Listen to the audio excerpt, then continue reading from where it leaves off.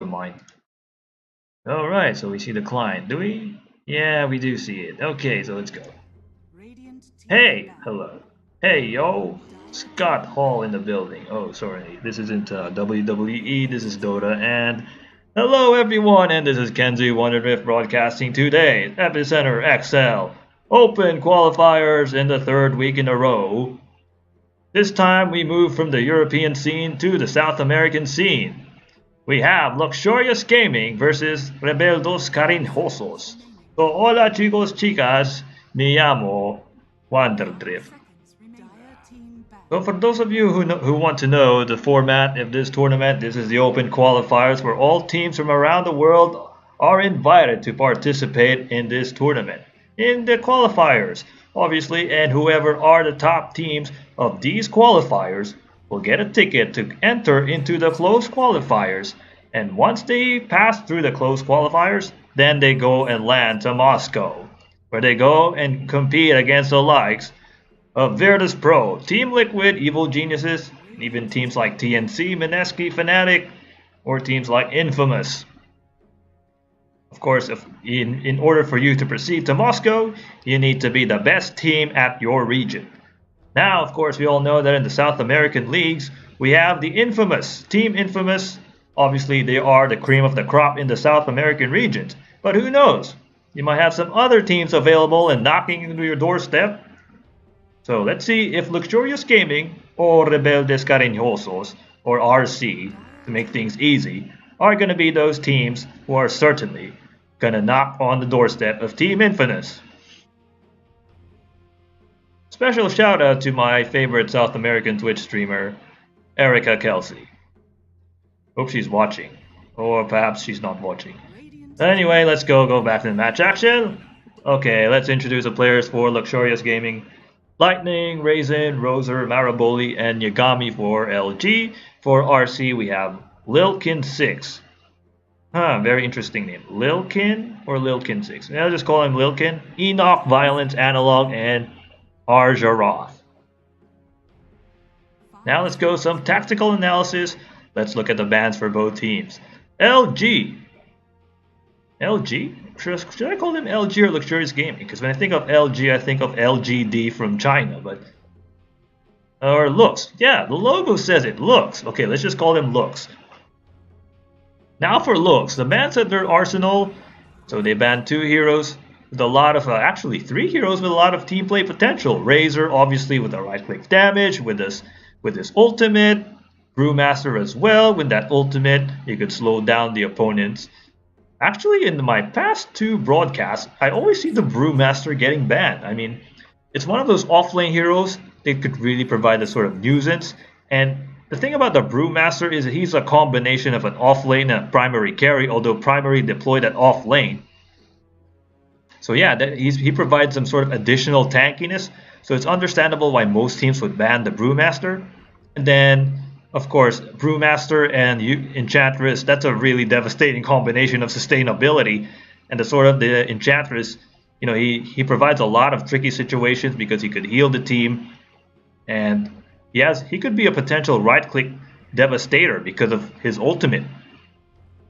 Now for RC bans. Lycan, for the 3rd time that I've seen in this tournament, is banned.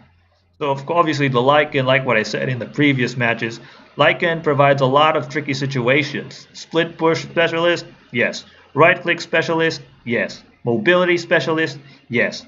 Night Stalker as well, with a lot of mobility potential. One of the most commonly used position 4 heroes is definitely out of the battlefield. Tiny, sort of a space disruptor because of that toss and avalanche combination on choke points. He's kind of like a Timbersaw as well because he could provide a lot of damage with his abilities. Now let's go for the picks for both teams. LG, Rubik and Vengeful Spirit. So of course you have some individual pickoffs. Rubik obviously with that telekinesis, Vengeful with a swap and stun. So yeah, they could even rotate a lot with Rubik and Vengeful Spirit around the map. And Rubik is a potential difference maker, especially when he gets a spell steal. Like if he steals a Guardian Angel from the Omni Knight, And that will work wonders for Lux. Now RC's options, Omni Knight with sustainability options, and Tusk with some sort of clogging through the choke points. Also a good initiation specialist for RC. 5 seconds remaining.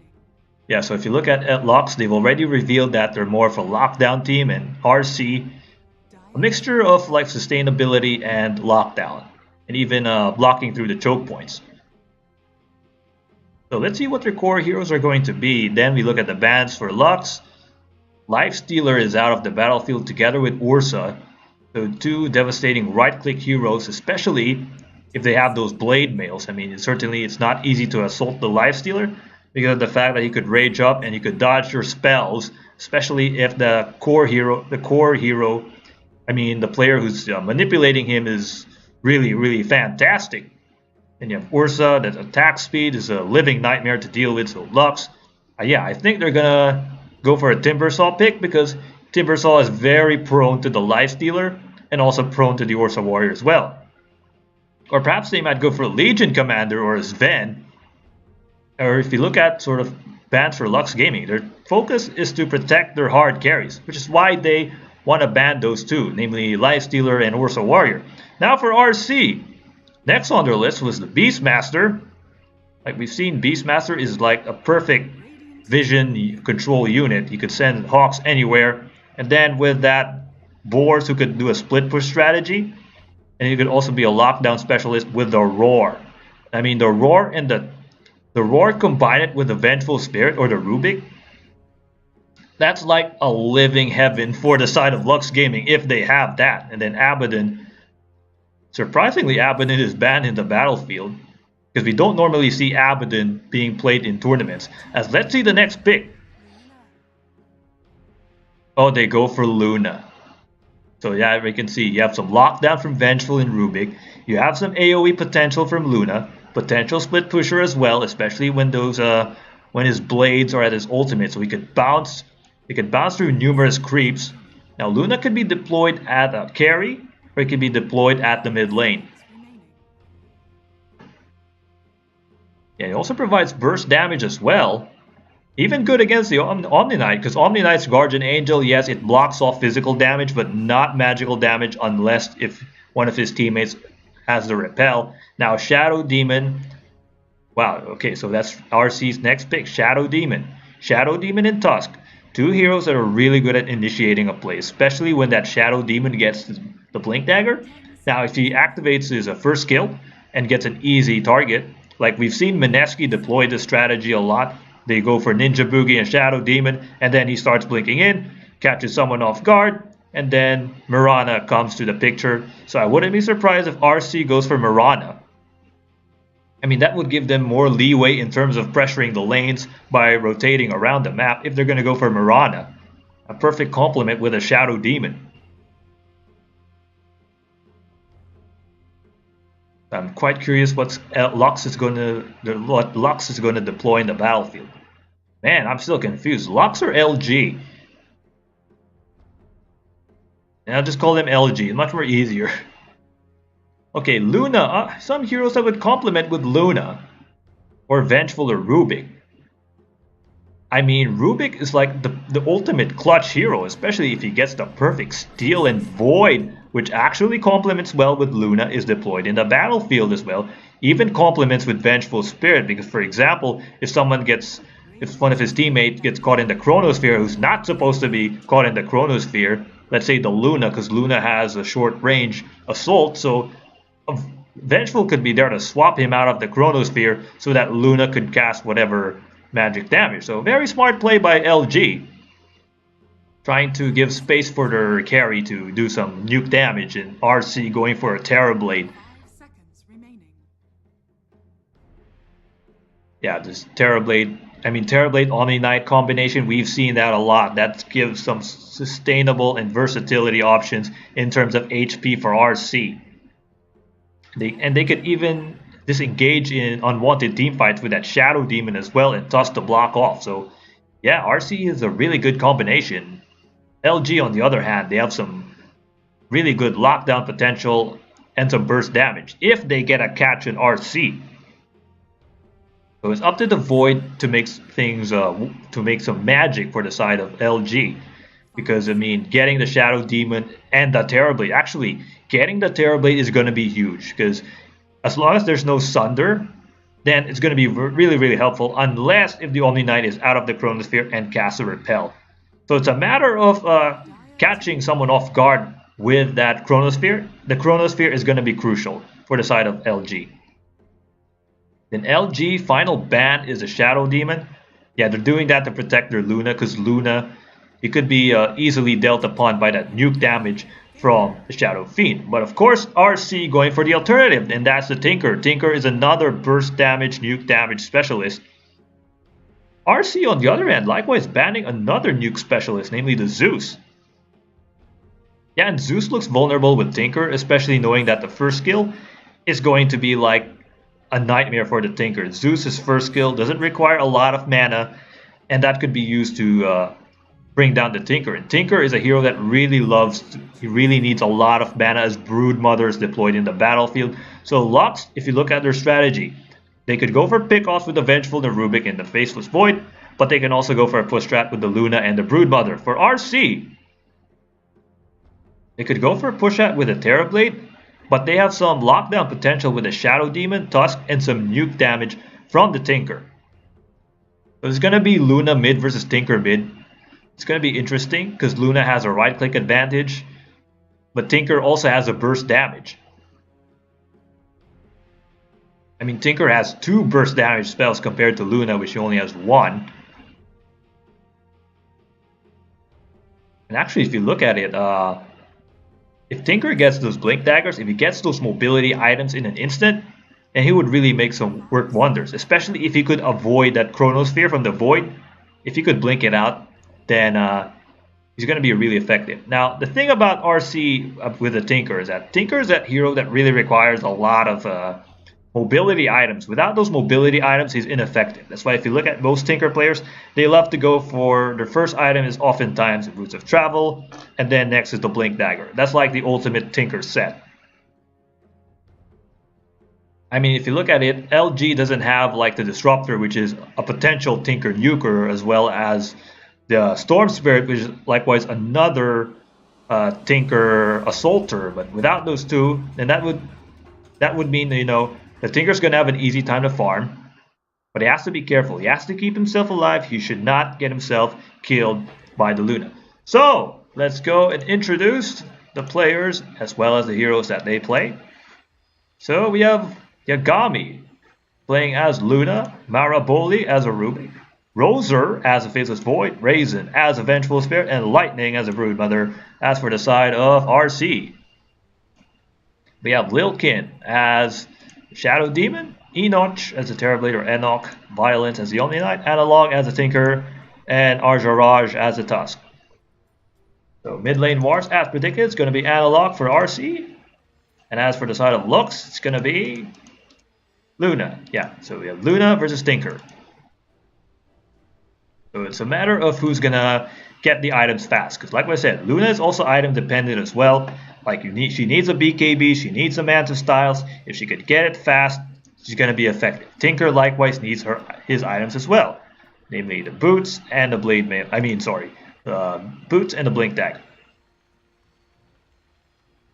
I wouldn't be surprised if Lux, sends their 2 supports to roam around, because obviously Rubik has a lot of roaming potential, together with Vengeful as well. Void will definitely be the off-lane hero.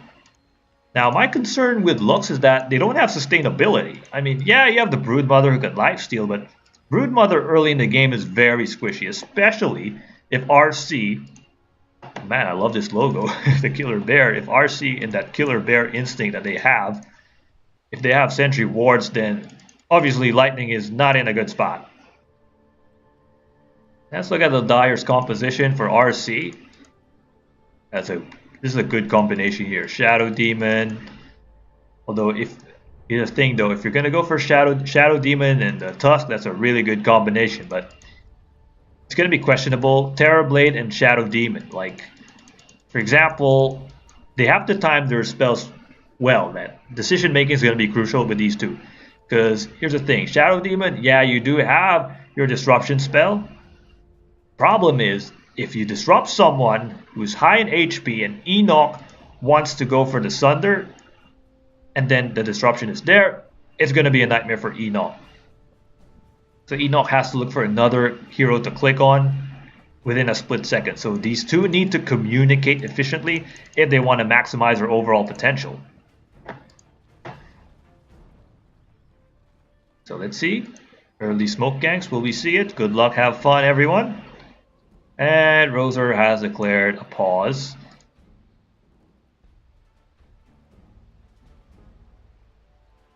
Okay, so yeah, Tinker mid as predicted. Enoch.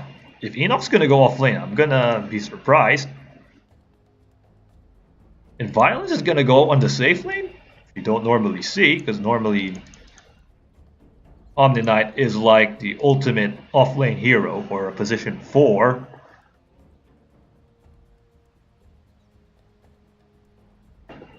Or maybe he's just going to, you know, go in this area, get the rune, and then switch here in the bottom area. Now Roser, as predicted, yeah, he's the off-lane hero. Faceless Void is the off-lane hero, unless if he rotates in the bottom lane, like I've seen in, well, we've seen Mushi play Faceless Void carry. Very unorthodox. We only see those in the Dota 1 days.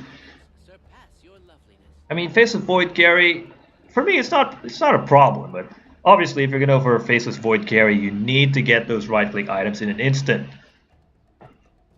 Because without those right-click items, then that Chronosphere is not going to be efficient. If you're going to deploy it off lane, you don't need right-click items. As long as you time your Chronosphere, then you're doing the good job. The Broodmother, first in his item check would be a Soul Ring. Definitely a must-have, and a Smoke Gank is set. And they're going to go in Violence. Now, Violence is really tanky. But against 4 heroes, let's see if he could survive. I don't know what Violence's first skill is going to be. If it's a Degen Aura or a Purification, oh, he sees this. He's forced to retreat. They don't have a Disruptor to pull him down. So that's pretty good news. So it's like an exchange of bounty smokes for both teams. Like, okay, so Luxus have secured the top area. All 5 of them are in the top area. DC have already secured the bottom area. They've already consumed the entire bottom area. Man, I thought they were going to go for a Roche bait anytime, the way no Tidehunter has done it in TI3. But yeah, we're not going to see that in this match. So it's a pretty evenly bounty advantage for both teams. Nothing really fishy. I guess they were expecting to juke each other out. Certainly they're not. Oh, whoa, this is strange. Lightning is going to go mid. A Broodmother mid. Oh yeah, I mean, well, certainly Tinkers doesn't have a lot of, you know, well, he doesn't have options to see some targets. He does have the range advantage. The thing is, Broodmother could easily rip off the Tinker. The fact is that, especially if he gets these Spiderlings, they could slow down Analog. Now, Tinker early in the game, like what I said, doesn't have a lot of mobility items, and he could be caught off guard by lightning. So that's where our Giraffe comes to the picture. He's like the roaming support. He's there to protect his fellow teammate Analog here. He has a very important role to fulfill. It's either he makes sure that Analog is well protected or vice versa, but it has to be the first option. I mean, he has to snowball just in case things get really bad. He can snowball Analog in to make him alive. The top lane, we have here Violence against Yagami, Raisin, and Maraboli. And, well, if you look at it, Violence will definitely have a hard time here because you have these 2 lockdown specialists, Telekinesis, a stun, and then you have Yagami with an Eclipse, Lucent Beam, which is also a stunning ability as well. So Violence, well, he's going to click all these spells in an instant because of the fact that he's going to deal with this a lot of pressure here. And of course, we all know that Omni Knight, he needs to save his mana for fishy moments. And he's forced to use his mana. So definitely it's not a good situation for him. Bottom lane here, we have Kin 6, and right now Roser's getting pressed on here. The range of Enoch is going to do some damage there. The same goes with Kin 6. So yeah, the sort of pick-off strategy here from Lil Kin, and then you have the range from Enoch, the right-click damage, it's going to work wonders. Now, of course, the mid lane matchup, which I think is going to be a huge nightmare, a huge Herculean task for Analog if he could survive this assault from Lightning. Now, if he gets those little spiderlings, I mean, it's a good strategy. That I was expecting Luna's going to go mid. But no, Luna's going to go on the off lane, which I don't normally see. And actually, Void is going in the safe lane, so we have a switch of position. Luna is now in off lane, although it's looking like this is a safe lane because of the fact that he has two supports in here. Whereas Roser, yeah, he is looking like he's in an off lane spot when in fact he's in a safe lane spot because of the fact that he doesn't have any supports. Yeah, I mean, it's a smart strategy. They went for Broodmother at mid because they want to slow down this Tinker. Then they opt for Luna at the top. So the Tinker, you know, if you're a Tinker and you could survive that assault in the mid lane, even though you have a nightmare matchup here, you're doing okay. To go for a Tinker for me is just to survive and to get some items. That's all you need. And like what I said, mobility items are always a priority. And just look at that, Lightning with his minions. And Analog, well, he has a question, the biggest question in his face, like how does he deal with these minions? Oh, this is not looking good for Roser. Gets caught in there by the disruption, but of course time walks away to safety. Arjarath with the shards, not gonna hit any target though. It's okay, so the Lightning versus Analog matchup, like what I said, this is for me very interesting as well as disastrous for the side of RC. So I don't know what RC is going to do. Yeah, they're going to rotate, no doubt about that. I'm surprised they didn't bring a Sentry Ward here, because we all know that Broodmother is very prone to early sentries, especially if the pressure is on him. I mean, like we've seen a lot of teams, you know, when they go against a Broodmother, they'll just pressure him on with the Sentry Wards and just constantly nag on him, because if they don't, then that gives him more pushing prowess, and that's something you don't like to encounter. Now Roser gets caught by the disruption, gets poisoned in it. Time walks out. Will he get caught by the shards? No, he escapes from the shards. Now Tinker, yeah, he's trying to create space for himself. He needs to create space for himself because, like what I said, this matchup is not at his favor. I mean, he has to activate his March of the Machines to keep his farm rate up. Let's see what Yagami has to offer. It's a 3-on-1 situation. Violence. Or see, Purify the Creep though, but I don't think it found any target. I mean, it's a waste of mana. He's forced to activate his Clarity. So, to be honest, I like the matchup of looks in all cylinders. I mean, Violence is forced to activate all his mana abilities. And right now, Lightning, oh, this is not looking good for Analog at first blood, and that's what I've been talking about. The pressure from Lightning is going to be a difference maker. The fact that he has so many baby spiderlings to make sure that Analog doesn't have an easy farm. Man, these things are creepy looking creatures, but yeah, it's really pretty. Oh, here, look, it gets caught. Analog gets caught in there. It's an early aggressive bolt, and right, Arjarath forced to activate the snowball. Will he get a kill in Maraboli? One more hit on Maraboli. Maraboli goes down, but in return, Arjarath pays his life. But now Analog, will he be able to get a revenge for his teammate? But there's a stun there. But of course, a poison damage, and Raisin gets killed by Analog. So it's a 2-on-2 trade-off, but Analog doesn't have a lot of HP, and he could get slowed down by these miniature creatures. And boy, they're doing it. The spiderlings are doing it. And they're just eating the Tinker alive here. And Tinker has died twice already in the mid lane. And that is not a good matchup situation. Just look at it, 21-8 compared to 15-5. And if it constantly gets bolsters, make that 20-8. Then obviously, Lightning, you all know that the Broodmother is very item dependent. And just look at that. He has a Medallion of Courage already. And a Soul Ring. He's going to go for a Desolator based on what I've seen here. If he gets that instantly. Whereas a Tinker who needs a Blink Dagger, who needs those boots. This is a nightmare for the Tinker. If this story keeps on being written. Now we go back to the top lane. Maraboli forced to go in. Enoch gets a kill, and Rosier But in return, Brazier and Raisin gets a kill on Arjahoth. So of course, it's a one-on-one trade-off. And look at this. Look at Lightning. He's just pressuring on this tier 1 tower, and they're forced to use the glyph early.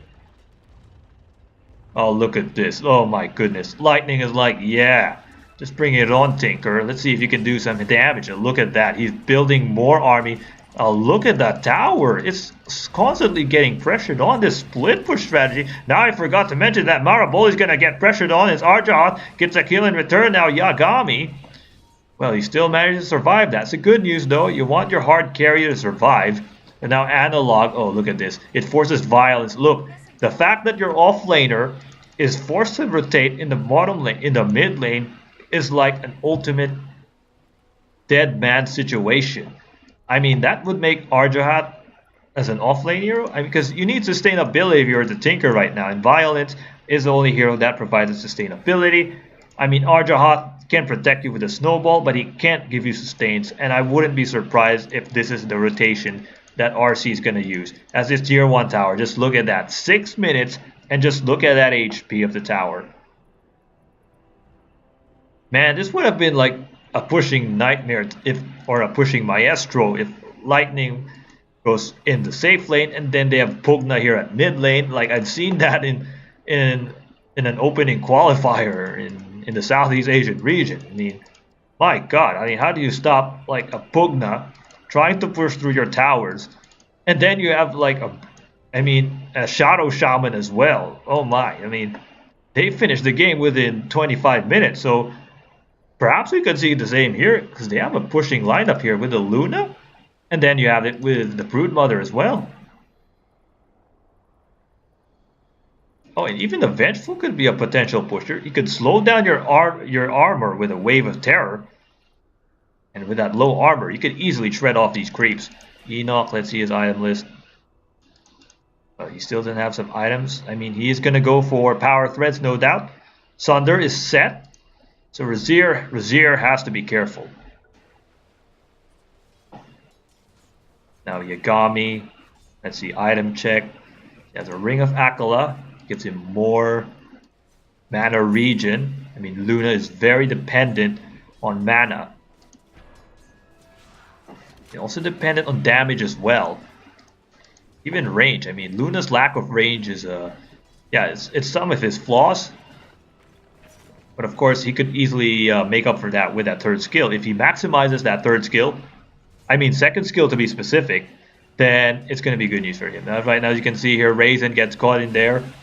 Now Maraboli to the rescue to protect Razier. Razier is well protected. So, of course, the rotations by Lux. I mean, at first it was all three on the top lane. Now they're going to force and rotate in the bottom lane. So Razier not having a fun time. My goodness, I mean, this Lightning is just... look at this baby army in here. So, let's look at the stats here. Razier is 20-3. His rival is currently at Enoch at 40-14. Then we look at Yagami. He's 39-29 at the scoreline here. His opponent, his rival, is 10-1. So, the offlane wars, Razier has the upper hand. And if you look at it, he has a Chronosphere already, and Violence is still under-leveled. So right now what Lightning's going to do, he's going to break through the tower here. I don't think they have a glyph. Yeah, they're going to break through that. So the tier 1 tower is dead. That gives more space for Lightning to get the necessary farm. Now Analog is going to get stalked upon by Maraboli. Maraboli just saying hi. He's not going to say hi, but just going to look at his spectacle and say, no, we're not going to go on the offensive yet. Now Enoch trying to do his best to push through this bottom tower, knowing that the mid lane tower is destroyed and space is created for Lux. RC, let's see what they can do. You know, Enoch, he has his illusions who could go for a split push, and now Maraboli. I mean, they're bullying Analog. That's what they're doing. Oh, here, this could be the counter assault needed. And now Arjaroth getting caught in there. Oh, one more hit. He goes down. The Spiderlings are doing the damage. Oh my, if this kid gets a Radiance, actually he's going to aim for a Desolator, then that's a pretty bad news you're going to deal with your RC.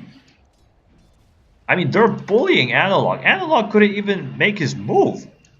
in this game. He's been constantly pressured by Lightning. You have Maraboli chasing on him.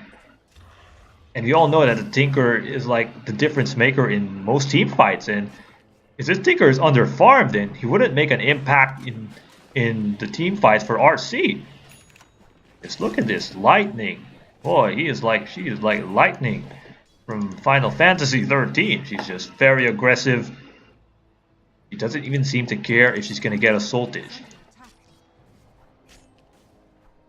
Won't get violence to here. She has a Guardian Angel, which is very good, especially when you're dealing against Razier, trying to go aggressive there on Enoch, but he's low in HP. He's going to get pressured by Arjaroth. There's a charge to keep his teammate alive. Now Raisin, no, not to keep himself alive, but actually to bring some more havoc. But Maraboli get caught by the Sunder. Now Enoch going on the offensive on Maraboli, and Maraboli might go down anytime soon.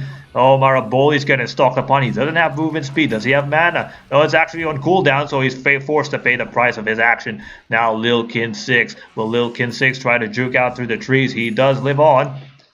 And Razier, well, he activated his Chronosphere, so there's no way he's going to go on the offensive with Enoch. But Enoch likewise activated his Thunder. Oh no, his cooldown is done. But now Razier gets caught by the Snowball. Will the shards go out?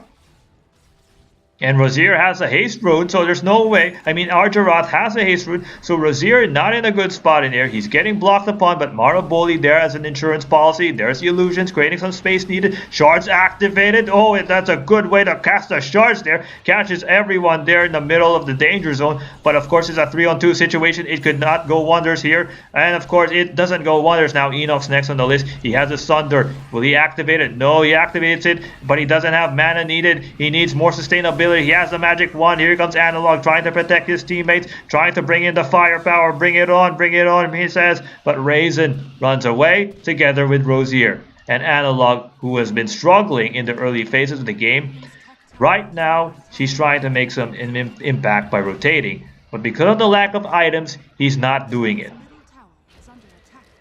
And just look at it. Even though they destroyed the tier 1 tower, it feels like it's not that significant. Because Lightning, if you look at it, he destroyed the tower within 6 minutes. 6 minutes. Ladies and gentlemen. 6 minutes he destroyed the tier 1 tower. So this is more frightening if you're the side of, okay, Lightning gets caught. Will there be some... Oh, Lightning just went for the loop-de-loop to the high grounds. Yeah. Typical Broodmother strategy. Use the web and go to the high grounds. Of course, there's a ward here, so Lightning is caught. Now Lightning going on the aggressive in there, but this is not a good spot for Lightning. He's surrounded by 4 heroes. Oh, but the shards are actually trying to block him off, but no, the spider webs are saying, no, that's not going to work against me, and he does manage to survive. Little HP, very fragile. He didn't even use his ultimate, but it doesn't seem to matter. He's just having the best moment of his life. Now we go back to the top lane, and Terrorblade has returned indeed, but Yagami could easily counter it with the Mask of Madness. That gives him more lifesteal options. And it gives him more tankiness if needed in the clutch moments because of that lifesteal. Oh, Lightning. Okay, Lightning, 12 minutes. Actually, I don't think it's 12 minutes. I think he got this by 10 or 11 minutes. He has a Desolator. And this is not looking pretty for the side of DC. Like, of course, they have to do something with that Desolator. Now, Violence. Oh, he gets caught by the Chronosphere by Razier. And look at that Eclipse. Lucent Beam. And then he gets caught there by the stun there. Purification, not enough though. And Arjaroth trying to create space for his team on the offensive end. There's a Snowball. Yagami is the ideal target. He doesn't have the ultimate, but Raisin keeps his team alive. But no, the Rocket Barrage is there to make sure that, of course, the Luna is dead. But it's very important. The Luna is dead. And without that core hero, that creates space. Now, if you look at it, Lightning focusing his attention in the top lane. Surprisingly, he's not going to go in the mid. It's understandable because of the fact that he's going to get pressured by the mid. If you look at it, almost all of the side of DC, they're going in the mid lane to make sure that Lightning doesn't get farmed. So what happened was that Lightning is going to try to rotate in the top lane, try to create space for himself. But right now, the additional move speed he has is just really killing DC. Yeah, even his rotations are killing it. These spider webs are like, yeah, you can't see me unless I have these webs everywhere. And I could just, run around in the high grounds in the most unsuspected of all areas, which is what he's doing. And I wouldn't be surprised if this game ends in an instant. He's just pressuring on the towers. It's a smart strategy because not only will you like to pressure DC, but it gives space for Lightning to farm up. Because he needs a BKB, no doubt about that, especially when you have this nightmarish issue to deal with. Snowball in on Lightning, now Violence. Going to retreat, so very hesitant there by DC. I mean, I didn't know why they were very hesitant. Look, they have wards in here. I mean, they don't expect them to go with a smoke gang early in this game.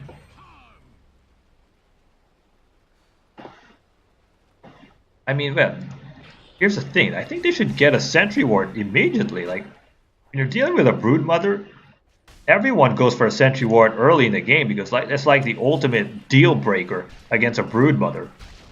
In this game, I don't see it. Just look at it. They're just giving Lightning a lot of space to farm up. Look, he's beefed up at 116 to 15. His teammate likewise as well. And this is not looking good for the side of DC. Speaking of DC, they have a nice logo. All I can say, and you know, it's a shame if they lose, you know, with that badass logo there. And it's gonna be, yeah, you know the story. Okay, so right now this tier 1 tower, this could be the saving grace for DC. It's all up to Enoch. He needs to farm up. He knows that. Okay, Enoch's gonna get pressured on in here. Now Razir there teleports in. Arjarath cats in. Oh, Razir not gonna have a good time in there. Forcing the Chronosphere to keep himself alive. Not gonna be enough in though, but of course who gets caught by the Eclipse? And that's what Yagami does best. He might get a kill on Enoch, but no, Enoch gets slaughtered apart there by Maraboli from the back lines. That space created 2 down on the side of RC, and that gives space for Lightning to push through. Lightning doesn't even need to be involved in that clash there. He's just going to push through. Oh, and that's it. Yagami gets a kill on Lil 6. 3 down on the side of RC. Now, Violence trying to run away. That ultimate from Lightning really slaughtering some easy targets in there. Just look at this. He's just bullying every tower in here. Now, Analog is forced to teleport away. He has a Blink Dagger. That's good news. Will it be a saving grace? Or even has a Boots of Travel. And this could be a potential difference maker. I mean, with this mobility, yeah, they could go on the high ground. They could defend themselves. They can defend these towers with ease. Now, Violence blinks in, forced to activate the Purification. But instead goes on a retreat. But here comes Analog. He has the Boots of Travel on the Rocket Barrage on Lightning. Lightning trying to juke it out through the tree line, trying to hide through the forest. Of course, he is well protected. Those spider webs are indeed a nauseating experience for the side of RC. Let's see Enoch's items list. Let's see. So gonna go for a Manta Cell. Yeah, he needs a lot of pushing prowess in here. Oh dear, Lightning is dead. Lightning is dead. That's 4-1, and they were able to find the necessary prey. I think Lightning was just standing there. He's just waiting for the likes of RC to leave this area, but no, they actually were patient. RC could make an assumption that okay, yeah, the Spiderling is there, Lightning is there, he's gonna TP out, he's gonna juke it out, but no, their persistence says he's there, he's not gonna TP, especially with this momentum. He's gonna bring it on and bring in more firepower. He's gonna go for a split push while we all leave. He's gonna destroy this tower. So of course their persistence has indeed paid off, and they're able to get a kill on Lightning. That's an important kill. That gives space for the Tinker, and if you look at the stats, 150 to 5 compared to 136 to 15, the Tinker who was having a nightmarish early game is slowly showing signs of life. And then here's the thing though, if you look at Lux, if the Tinker blinks into the forest, they don't have heroes who could track him down. They don't have a Kunkka who could just go for an X. They don't have a Storm Spirit who can zip zoop into the forest. The only option you have is a Vengeful Swap, but you need to time it perfectly. You need it to be done before a millisecond, because you certainly want to time that swap before the Tinker could blink out. But obviously he could still escape. Although the Broodmother is also a potential Tinker spotter because of the fact that he could plant webs on the forest. But that really depends if the Broodmother is knowledgeable with the Tinker's positioning. or if he knows where the Tinker is going to blink in. That's a big question mark. So yeah, so no Storm Spirit, no Kunkka. This could be a sort of capitalization for RC to provide a sort of defensive stance and make a potential comeback. They have some potential to do that. They have this Terror Blade who could go for a split push. They've already secured the tier 1 tower here in the bottom lane. Oh, Chronosphere by Rozier. If that catches on 2 targets, Snowball to keep the team alive in there. There's an ultimate there by the Luna. Will it be enough? Analog trying to blink in, but look who gets got in there. Oh, the Shadow Demon is dead. This is not looking good for the side. Now Arjaroth trying to go on the offensive on Yagami, but Yagami escapes in there, but he might go down. Will the soul? Oh, it's not going to do someone. She's going to live on. That was nearly a death sentence there by the Luna. Of course, that snowball clutch moment was indeed epic, and Rozier doing what he does best, go for the Chronosphere, and Yagami with that ultimate damage was able to get a kill on the Shadow Demon. So it's very important. I mean, that's a good clash in there. Now Enoch is getting caught. There's a telekinesis here. Does he have a Sunder though? Force to activate the Sunder, but of course a right click damage from Rozier. The stunts are doing it. Rozier gets a kill. That's very important there. They lose the tier 1 tower, but getting a kill on the Terror Blade, who's getting slowly bolsterous, is very crucial for the side of Lux. They need that kill. Okay, let's see. What sort of strategy? I mean, Analog's doing what he has to do. He's getting a Kaya. He got a Kaya. That's a good item for a Tinker if you really want to maximize your overall capabilities, because your mana regen is depleted. The cooldown likewise is depleted as well. Spell amplification at its highest peak. That gives him more damage. I mean, I like this sort of new item by Valve. Kaya is like, it's like everyone's favorite item. Of course, with a Broodmother trying to push through the bottom lane, here comes Lux trying to push through the mid lane. Now Analog, well, he's just blinking in, he's just proving a sort of right-click damage, and right now a Snowball activated, some more rockets being launched, telekinesis in order to countermeasure, there's a Lucent Beam. And of course, if you look at Lux, they say, no, we can't handle that firepower, especially that Tinker has been an excruciating pain to deal with. He's just blinking in, blinking out, and we don't have some sort of countermeasures to that yet. So it'll be like, okay, let's just back off a bit. I mean, you don't like to encounter the Tusk trying to snowball in, and that telekinesis was clutch to make sure that the team of Lux survives. And that's really an unwanted team fight, especially when you don't have an Eclipse.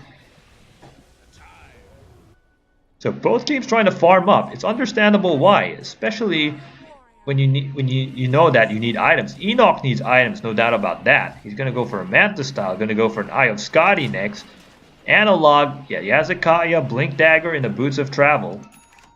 And right now, as you can see, LC, oh, they're not gonna go for Roshan. I thought they're gonna go for Roshan. I mean, yeah, of course, this Observer Ward has revealed the intel, but so far they're not gonna go on it. Now Lightning, yeah, BKB next on his arsenal. He does need it, especially when you're dealing with Tinker and obviously with the Omni-Knight and the Purification. You want to keep yourself alive from that. Now the tier 2 towers. Let's see, tier 2 tower here, here, and here.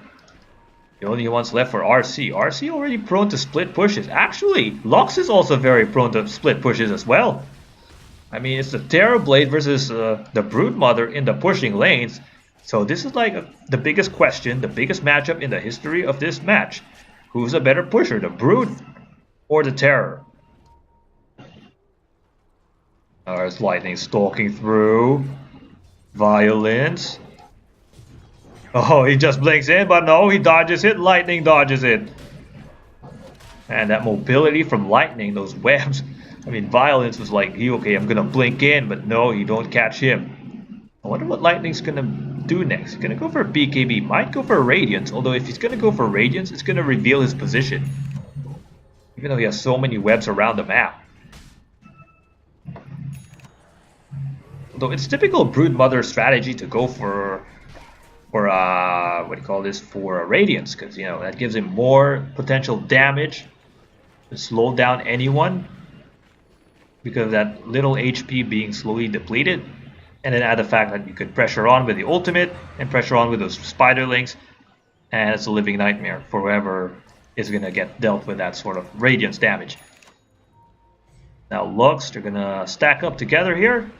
Yeah, it's just like a farm game so far in the next few minutes. Like, yeah, these two teams need items. Like what I said, you see Lightning, go for BKB. Then if you look at it, Raisin has a drum of endurance that gives him more statistical threats for the team. Then Razier. Razier needs right-click damage items to be really effective. I mean, yeah, you do have some attack speed with a mask, but you need more than that.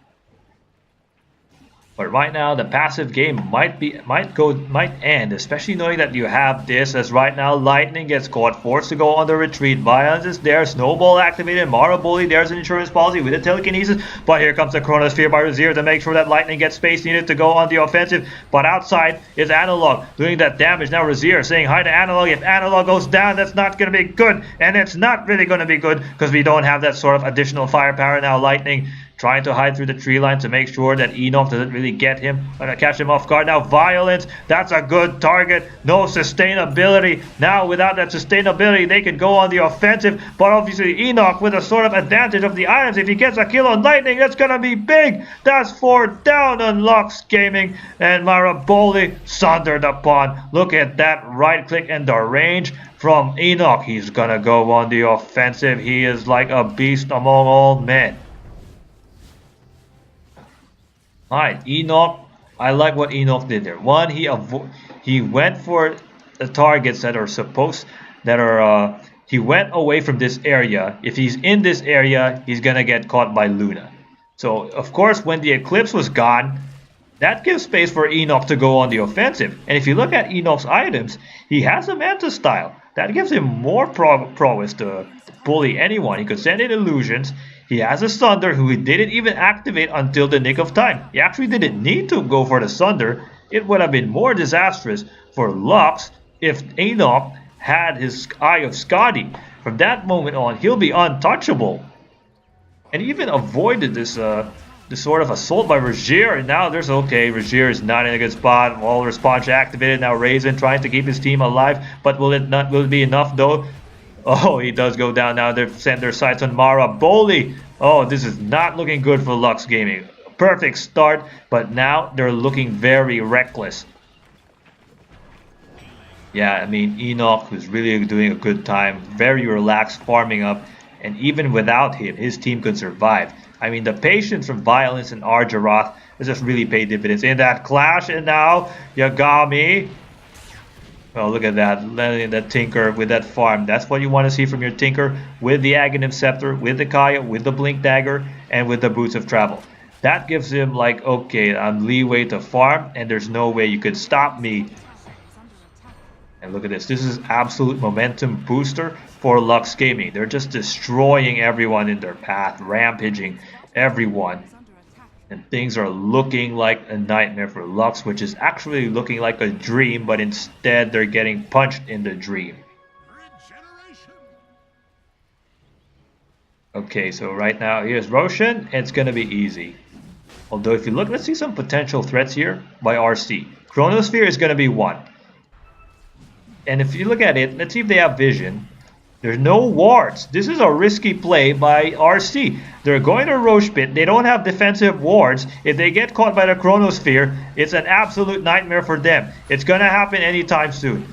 And that's what's happening. That Chronosphere is activated, but there's no additional backup fire. Razier stuck in the middle. No man's land. He's going to sacrifice his life. He was trapped there by the Tusk.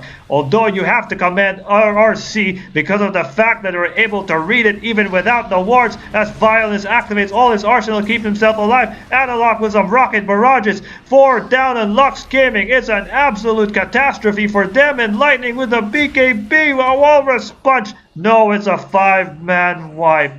RC, map control awareness without the wards. They've done it. They've read the opposition's play, and they've perfectly defended this area with ease. And they're able to get the Aegis of the Immortal. Yeah, that just happened indeed, says Razier. And the Eye of Skadi. Look at that, they're just going to take to the tier 2 tower. This is like a series of unfortunate events for Lux, which is actually looking like the happiest moment of their lives, but no, it's not. Question is, can they make a comeback? They had a good start. I mean, to be honest, Broodmother is a very... If he's not pressured on, he's like the perfect startup hero. But right now, he's not having a fun time. Just look at that. Just look at that. He doesn't have the sort of damage needed.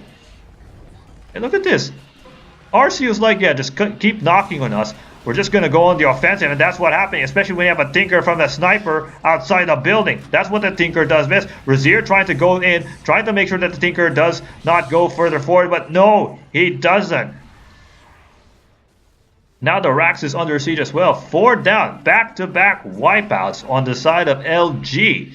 Wow, how have the tables turned, and how has the momentum swing in favor of RC? My goodness, 5 down. And the tier 3 tower is going to be under assault as well. The Rax are under siege as well. This is going to be a mega creeps party for the side of RC. Just look at that. Momentum swinging. 21k net worth lead. Let's look at the net worth. Oh man, I was looking for the like a graph like in TI. Anyway, let's just go back to the last hits into ice.